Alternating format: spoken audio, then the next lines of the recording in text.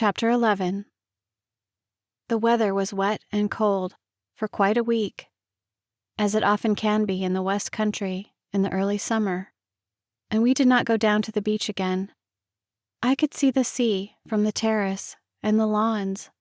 It looked gray and uninviting, great rollers sweeping into the bay, past the beacon on the headland. I pictured them surging into the little cove and breaking with a roar upon the rocks, then running swift and strong to the shelving beach. If I stood on the terrace and listened, I could hear the murmur of the sea below me, low and sullen, a dull, persistent sound that never ceased. And the gulls flew inland too, driven by the weather.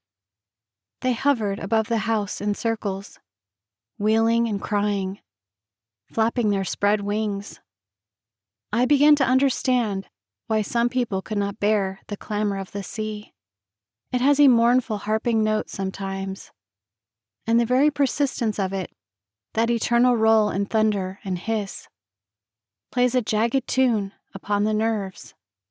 I was glad our rooms were in the east wing, and I could lean out of my window and look down upon the rose garden. For sometimes I could not sleep, and getting softly out of bed in the quiet night, I would wander to the window and lean there, my arms upon the sill, and the air would be very peaceful, very still. I could not hear the restless sea, and because I could not hear it, my thoughts would be peaceful too. They would not carry me down that steep path, through the woods, to the gray cove and the deserted cottage. I did not want to think about the cottage. I remembered it too often in the day. The memory of it nagged at me whenever I saw the sea from the terrace, for I would see once more the blue spots on the china, the spun webs on the little masts of those model ships, and the rat holes on the sofa bed. I would remember the pattering of the rain on the roof, and I thought of Ben, too, with his narrow, watery blue eyes, his sly, idiot smile. These things disturbed me. I was not happy about them. I wanted to forget them, but at the same time, I wanted to know why they disturbed me, why they made me uneasy and unhappy. Somewhere, at the back of my mind, there was a frightened, furtive seed of curiosity that grew slowly and stealthily for all my denial of it, and I knew all the doubt and anxiety of the child who has been told, "These things are not discussed, they are forbidden."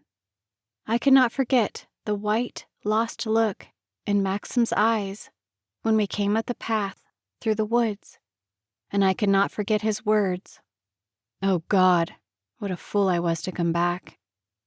It was all my fault, because I had gone down into the bay. I had opened up a road into the past again, and although Maxim had recovered and was himself again, and we lived our lives together, sleeping, eating, walking, writing letters, driving to the village, working hour by hour through our day, I knew there was a barrier between us because of it. He walked alone on the other side, and I must not come to him. And I became nervous and fearful that some heedless word, some turn in a careless conversation, should bring that expression back to his eyes again. I began to dread any mention of the sea, for the sea might lead to boats, to accidents, to drowning.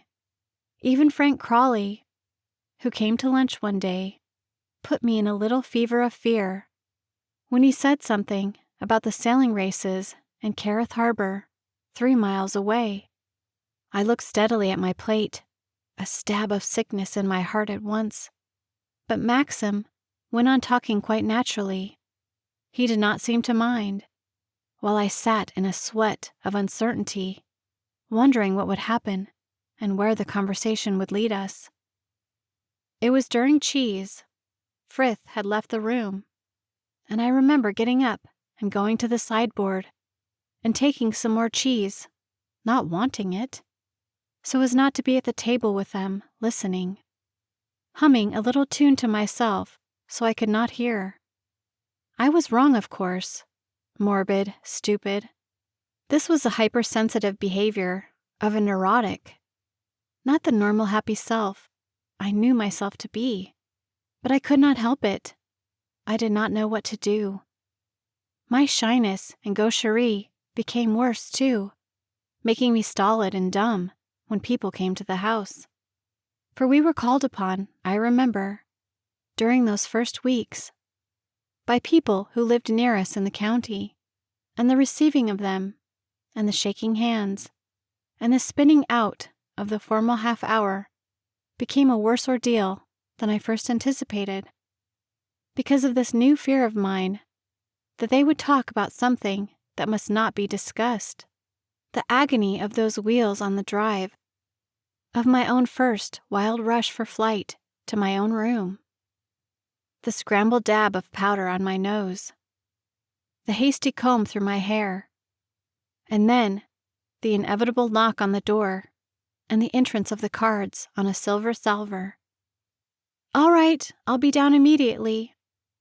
The clap of my heels on the stairs and across the hall, the opening of the library door, or, worse still, that long, cold, lifeless drawing room, and the strange woman waiting there, or two of them perhaps, or a husband and a wife.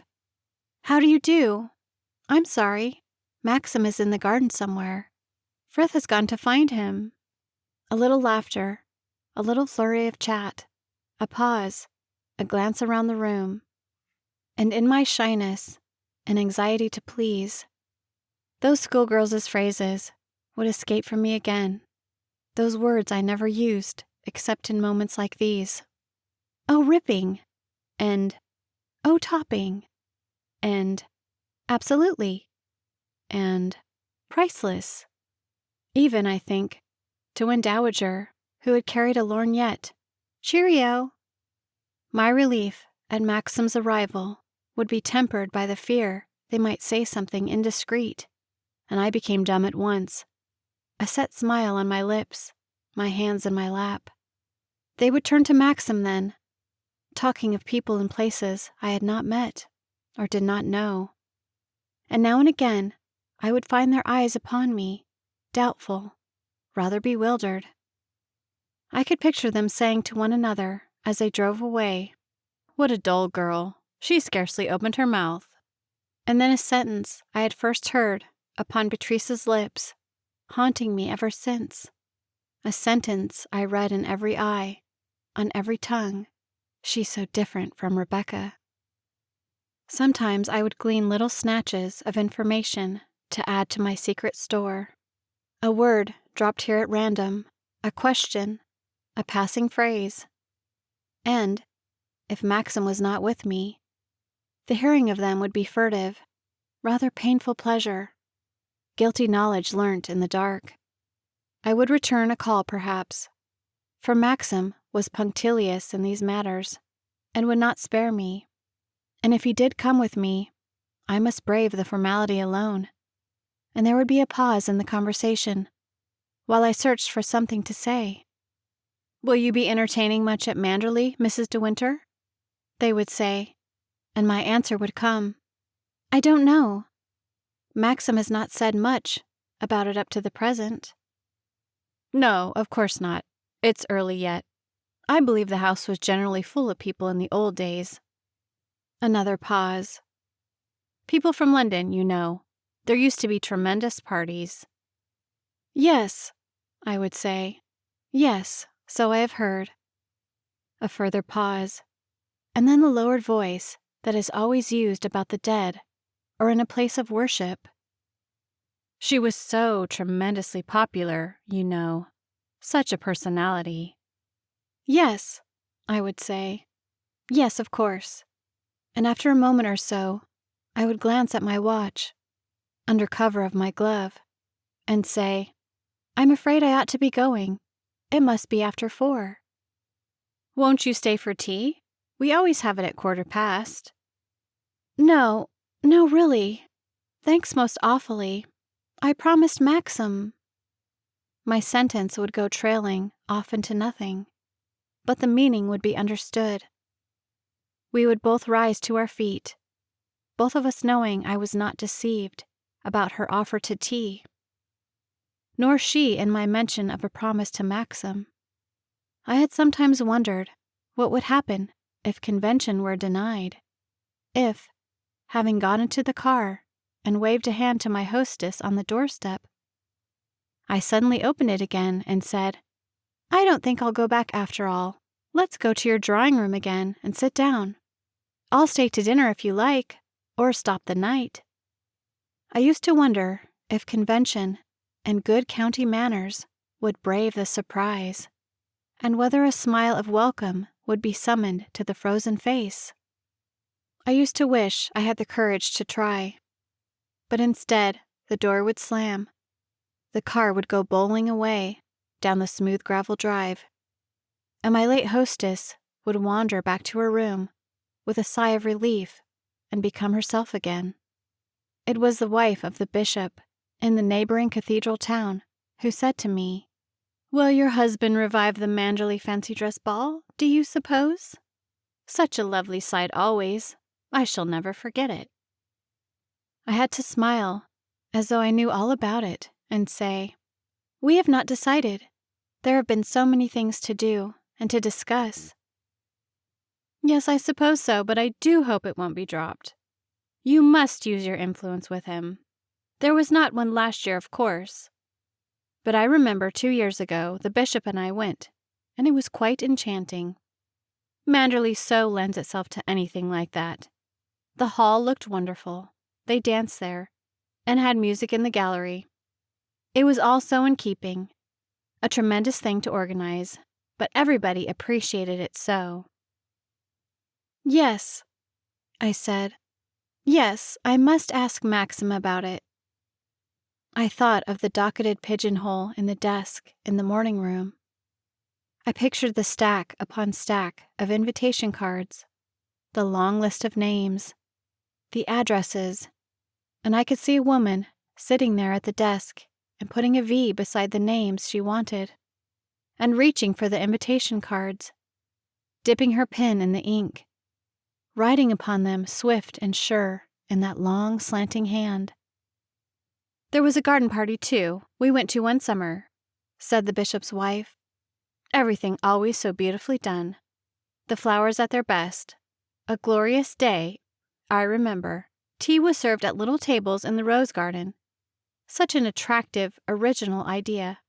Of course, she was so clever." She stopped, turning a little pink, fearing a loss of tact. But I agreed with her at once, to save embarrassment. And I heard myself saying boldly, brazenly, "Rebecca must have been a wonderful person." I could not believe that I had said the name at last. I waited, wondering what would happen. I had said the name. I had said the word Rebecca aloud. It was a tremendous relief. It was as though I had taken a purge and rid myself of an intolerable pain. Rebecca. I had said it aloud. I wondered if the bishop's wife saw the flush on my face. But she went on smoothly with the conversation, and I listened to her greedily, like an eavesdropper at a shuttered window. "You never met her, then?" she asked, and when I shook my head, she hesitated a moment, a little uncertain of her ground. "We never knew her well personally, you know. The bishop was only inducted here 4 years ago. But of course she received us when we went to the ball and the garden party. We dined there, too, one winter. Yes, she was a very lovely creature, so full of life." "She seems to have been so good at everything, too," I said, my voice just careless enough to show I did not mind, while I played with the fringe of my glove. It's not often you get someone who is clever and beautiful and fond of sport. "No, I suppose you don't," said the bishop's wife. "She was certainly very gifted. I can see her now, standing at the foot of the stairs on the night of the ball, shaking hands with everybody, that cloud of dark hair against the very white skin. And her costume suited her so. Yes, she was very beautiful. She ran the house herself, too, I said, smiling, as if to say, I am quite at ease. I often discuss her. Oh, well, we can't all do everything. And you are very young, aren't you? No doubt, in time, when you have settled down. Besides, you have your own hobby, haven't you? Someone told me you were fond of sketching. Oh, that, I said. I don't know that I can count it for much. It's a nice little talent to have. It's not everyone that can sketch. You must not drop it. Manderley must be full of pretty spots to sketch. Yes, I said. Yes, I suppose so. Depressed by her words, having a sudden vision of myself wandering across the lawns with a camp stool and a box of pencils under one arm, and my little talent, as she described it, under the other. It sounded like a pet disease. Do you play any games? Do you ride or shoot? She asked. No, I said. I don't do anything like that. I'm fond of walking, I added, as a wretched anticlimax. The best exercise in the world. The bishop and I walk a lot. I wondered if he went round and round the cathedral, in his shovel hat and his gaiters, with her on his arm. She began to talk about a walking holiday they had taken once, years ago, in the Pennines, and how they had done an average of 20 miles a day. And I nodded my head, smiling politely, wondering about the Pennines, thinking they were something like the Andes, remembering afterwards they were that chain of hills marked with a furry line in the middle of a pink England on my school atlas, and he all the time in his hat and gaiters. The inevitable pause, the glance at the watch unnecessary, as her drawing-room clock chimed 4 in shrill tones, and my rise from the chair. I'm so glad I found you in. I hope you will come and see us. We should love to. The bishop is always so busy. Please remember me to your husband, and be sure to ask him to revive the ball. Yes, indeed I will. Lying, pretending I knew all about it. And in the car going home, I sat in my corner, biting my thumbnail, seeing the great hall at Manderley, thronged with people in fancy dress, the chatter, hum, and laughter of the moving crowd, the musicians in the gallery, supper in the drawing-room probably, long buffet tables against the wall, and I could see Maxim, standing at the front of the stairs, laughing, shaking hands, turning to someone who stood by his side, tall and slim, with dark hair, said the bishop's wife, dark hair against a white face. Someone whose quick eyes saw to the comfort of her guests, who gave an order over her shoulder to a servant. Someone who was never awkward, never without grace, who when she danced left a stab of perfume in the air like a white azalea. Will you be entertaining much at Manderley, Mrs. De Winter? I heard the voice again, suggestive, rather inquisitive, in the voice of that woman I had called upon who lived on the other side of Kerith, and I saw her eye too, dubious, considering, taking in my clothes from top to toe, wondering, with that swift downward glance given to all brides, if I was going to have a baby. I did not want to see her again.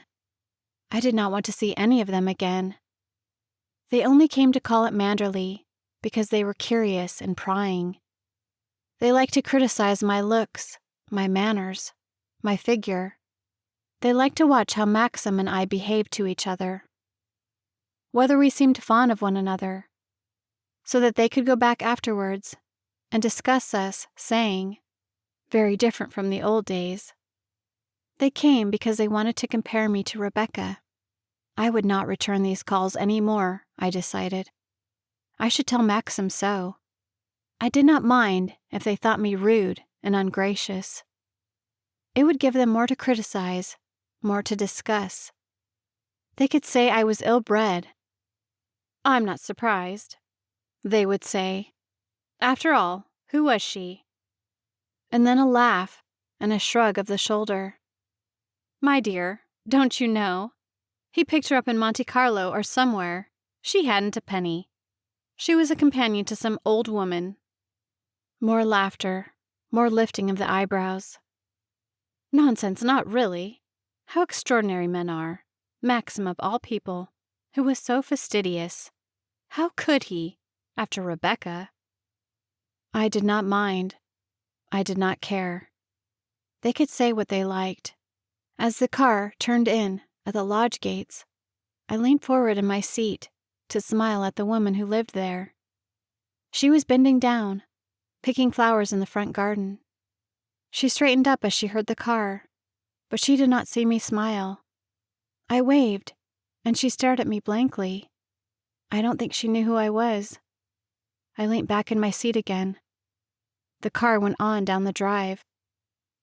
When we turned at one of the narrow bends, I saw a man walking along the drive, a little distance ahead. It was the agent, Frank Crawley.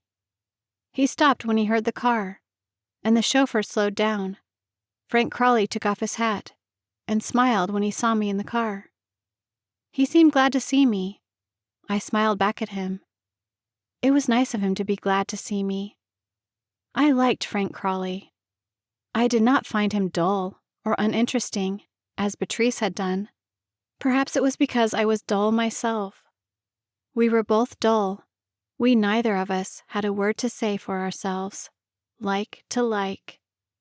I tapped on the glass and told the chauffeur to stop. I think I'll get out and walk with Mr. Crawley, I said. He opened the door for me. Been paying calls, Mrs. De Winter? He said. Yes, Frank, I said. I called him Frank because Maxim did, but he would always call me Mrs. De Winter. He was that sort of person. Even if we had been thrown on a desert island together and lived there in intimacy for the rest of our lives, I should have been Mrs. De Winter. I've been calling on the bishop, I said, and I found the bishop out. But the bishop's lady was at home. She and the bishop are very fond of walking. Sometimes they do 20 miles a day, in the Pennines. I don't know that part of the world, said Frank Crawley. They say the country round is very fine. An uncle of mine used to live there. It was a sort of remark Frank Crawley always made, safe, conventional, very correct. The bishop's wife wants to know when we are going to give a fancy dress ball at Manderley, I said, watching him out of the tail of my eye. She came to the last one, she said, and enjoyed it very much. I did not know you have fancy dress dances here, Frank. He hesitated a moment before replying. He looked a little troubled. Oh, yes, he said, after a moment. The Manderley Ball was generally an annual affair. Everyone in the county came. A lot of people from London, too. Quite a big show. It must have taken a lot of organization, I said. Yes, he said. I suppose, I said carelessly, Rebecca did most of it? I looked straight ahead of me along the drive, but I could see his face was turned towards me, as though he wished to read my expression. We all of us worked pretty hard, he said quietly. There was a funny reserve in his manner as he said this, a certain shyness that reminded me of my own. I wondered suddenly if he had been in love with Rebecca. His voice was the sort of voice I should have used in his circumstances, had this been so. The idea opened up a new field of possibilities. Frank Crawley, being so shy, so dull, he would never have told anyone, least of all Rebecca. I'm afraid I should not be much use if we have a dance, I said. I'm no earthly use at organizing anything. There would be no need for you to do anything, he said. You would just be yourself and look decorative. That's very polite of you, Frank, I said. But I'm afraid I should not be able to do that very well either. I think you would do it excellently, he said.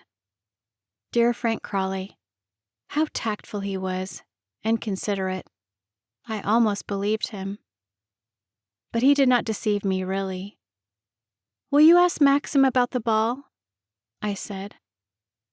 Why don't you ask him? He answered. No, I said. No, I don't like to. We were silent then. We went on walking along the drive. Now that I had broken down my reluctance at saying Rebecca's name, first with the bishop's wife, and now with Frank Crawley, the urge to continue was strong within me. It gave me a curious satisfaction. It acted upon me like a stimulant. I knew that in a moment or two I should have to say it again. I was down on one of the beaches the other day, I said. The one with the breakwater. Jasper was being infuriating. He kept barking at the poor man with the idiot's eyes. You must mean Ben, said Frank, his voice quite easy now. He always potters about on the shore. He's quite a nice fellow. You need never be frightened of him. He would not hurt a fly. Oh, I wasn't frightened, I said. I waited a moment, humming a tune to give me confidence.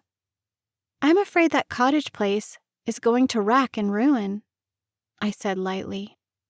I had to go in to find a piece of string or something to tie up Jasper. The china is moldy, and the books are being ruined. Why isn't something done about it? It seemed such a pity. I knew he would not answer at once. He bent down to tie up his shoelace. I pretended to examine a leaf on one of the shrubs. I think if Maxim wanted anything done, he would tell me, he said, still fumbling with his shoe. Are they all Rebecca's things? I asked. Yes, he said. I threw the leaf away and picked another, turning it over in my hands. What did she use the cottage for? I asked. It looked quite furnished. I thought from the outside it was just a boathouse.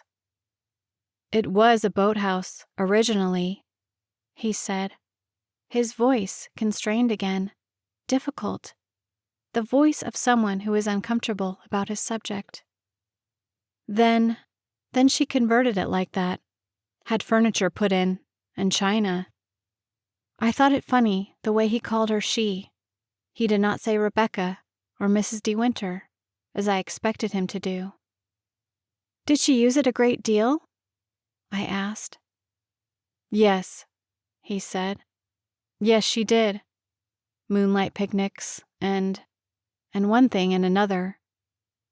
We were walking again, side by side, I still humming my little tune. How jolly, I said brightly. Moonlight picnics must be great fun. Did you ever go to them?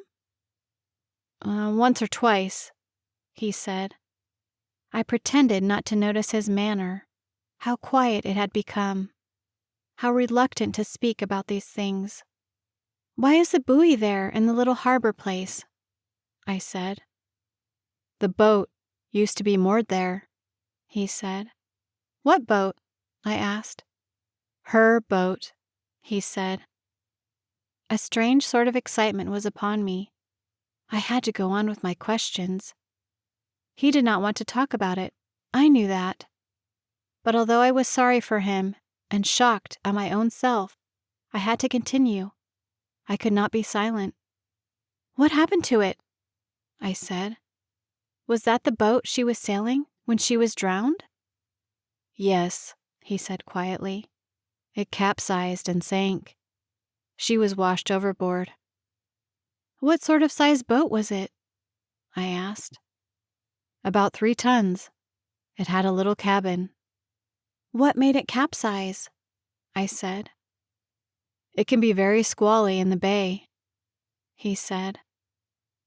I thought of that green sea, foam-flecked, that ran down channel beyond the headland. Did the wind come suddenly, I wondered, in a funnel from the beacon on the hill? And did the little boat heel to it, shivering, the white sail flat against a breaking sea?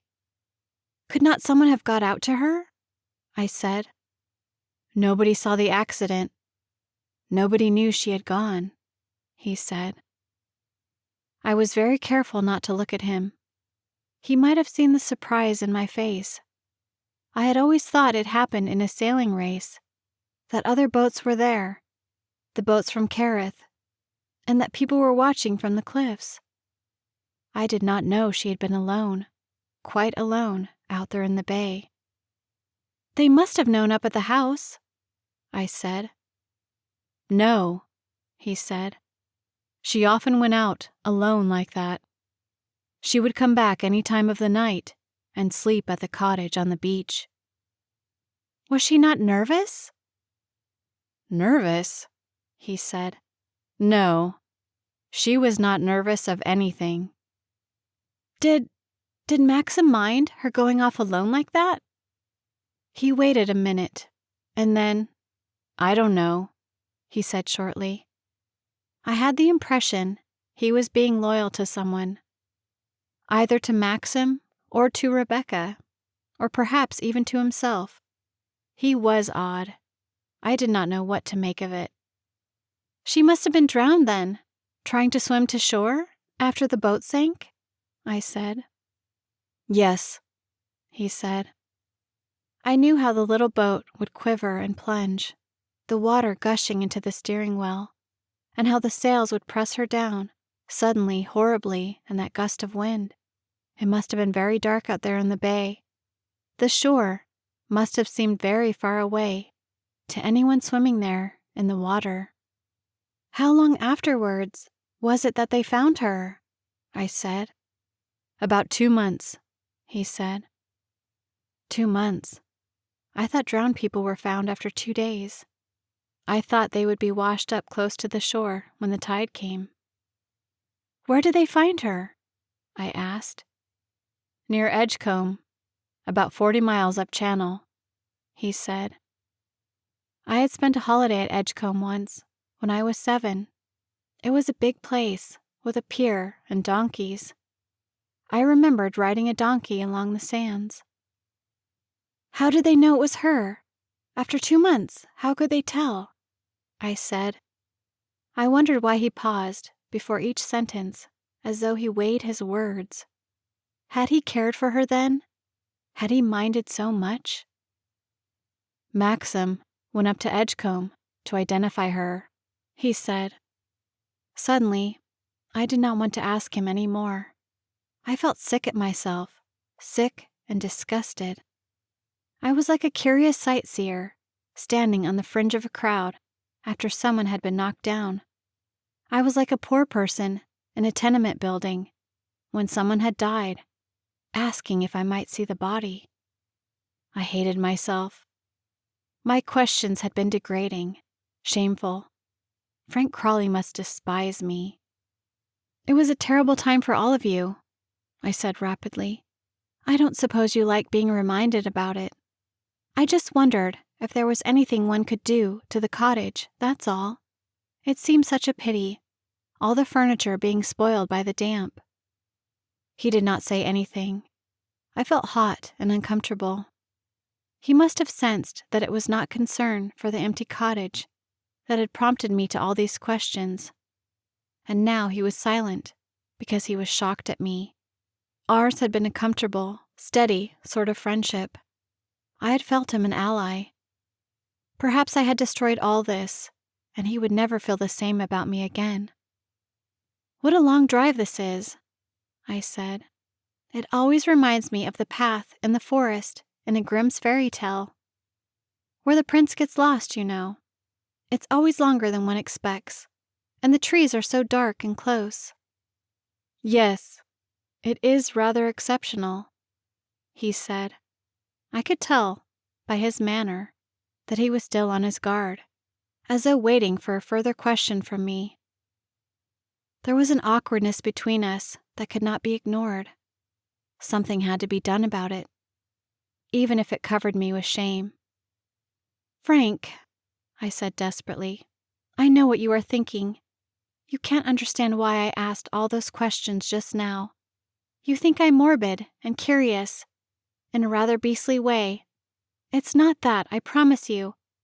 It's only that sometimes I feel myself at such a disadvantage.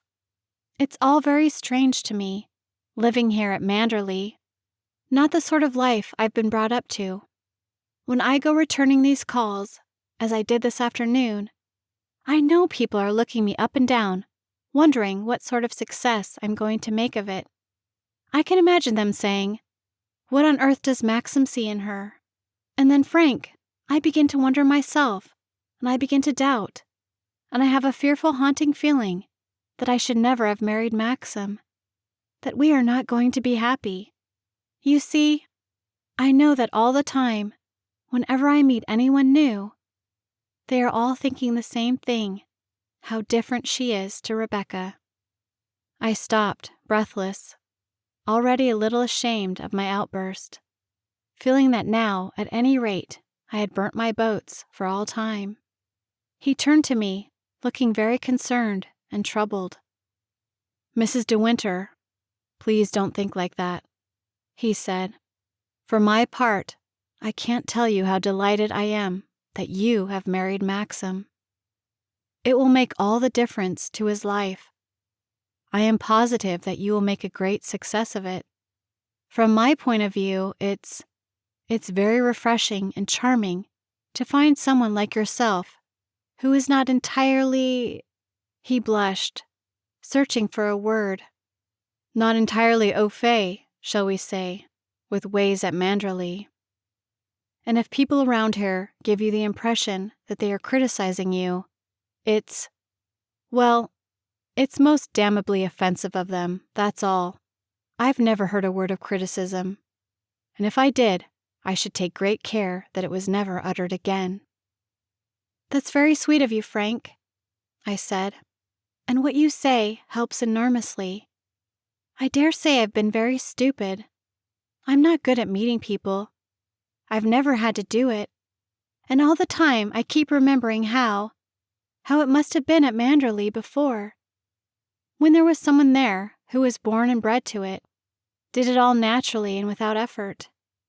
And I realize every day that things I lack, confidence, grace, beauty, intelligence, wit, all the qualities that mean most in a woman, she possessed. It doesn't help, Frank. It doesn't help." He said nothing. He went on looking anxious and distressed. He pulled out his handkerchief and blew his nose. "You must not say that," he said. "Why not? It's true," I said. "You have qualities that are just as important. Far more so, in fact. It's perhaps cheek of me to say so. I don't know you very well. I'm a bachelor. I don't know very much about women. I lead a quiet sort of life down here at Manderley, as you know. But I should say that kindness and sincerity and, if I may say so, modesty are worth far more to a man, to a husband, than all the wit and beauty in the world." He looked very agitated and blew his nose again. I saw that I had upset him far more than I had upset myself, and the realization of this calmed me and gave me a feeling of superiority. I wondered why he was making such a fuss. After all, I had not said very much. I had only confessed my sense of insecurity, following as I did upon Rebecca, and she must have had all these qualities that he presented to me as mine. She must have been kind and sincere, with all her friends, her boundless popularity. I was not sure what he meant by modesty. It was a word I had never understood. I always imagined it had something to do with minding meeting people in a passage on a way to the bathroom. Poor Frank. And Beatrice had called him a dull man, with never a word to say for himself. "Well," I said, rather embarrassed. "Well, I don't know about all that. I don't think I'm very kind, or particularly sincere. And as for being modest, I don't think I've ever had much of a chance to be anything else. It was not very modest, of course, being married hurriedly like that, down in Monte Carlo, and being alone there in that hotel beforehand. But perhaps you don't count that." "My dear Mrs. De Winter, you don't think I imagined for one moment that your meeting down there was not entirely above board," he said in a low voice. "No, of course not," I said gravely. Dear Frank, I think I had shocked him. What a Frankish expression, too, above board. It made one think immediately of the sort of things that would happen below board. "I'm sure," he began, and hesitated, his expression still troubled. "I'm sure that Maxim would be very worried, very distressed, if he knew how you felt. I don't think he could have any idea of it." "You won't tell him?" I said hastily. "No, naturally not. What do you take me for? But you see, Mrs. De Winter, I know Maxim pretty well, and I've seen him through many moods. If he thought you were worrying about the past, it would distress him more than anything on earth. I can promise you that. He's looking very well, very fit. But Mrs. Lacey was quite right the other day, when she said he had been on the verge of a breakdown last year, though it was tactless of her to say so in front of him. That's why you are so good for him. You are fresh and young and sensible. You have nothing to do with all that time that has gone. Forget it, Mrs. De Winter. Forget it, as he has done, thank heaven, and the rest of us. We none of us want to bring back the past, Maxim least of all. And it's up to you, you know, to lead us away from it, not to take us back there again." He was right, of course, he was right. Dear good Frank, my friend, my ally. I had been selfish and hypersensitive, a martyr to my own inferiority complex. "I ought to have told you all this before," I said. "I wish you had," he said. "I might have spared you some worry." "I feel happier," I said, "much happier. And I've got you for my friend, whatever happens, haven't I, Frank?" "Yes, indeed," he said. We were out of the dark wooded drive and into the light again. The rhododendrons were upon us. Their hour would soon be over. Already they looked a little overblown, a little faded. Next month the petals would fall, one by one, from the great faces, and the gardeners would come and sweep them away. Theirs was a brief beauty, not lasting very long. "Frank," I said, "before we put an end to this conversation, forever, let's say, will you promise to answer me one thing, quite truthfully?" He paused, looking at me a little suspiciously. "That's not quite fair," he said. "You might ask me something that I should not be able to answer, something quite impossible." "No," I said, "it's not that sort of question. It's not intimate or personal or anything like that." "Very well, I'll do my best," he said. We came round the sweep of the drive, and Manderley was before us, serene and peaceful in the hollow of the lawns, surprising me as it always did, with its perfect symmetry and grace, its great simplicity.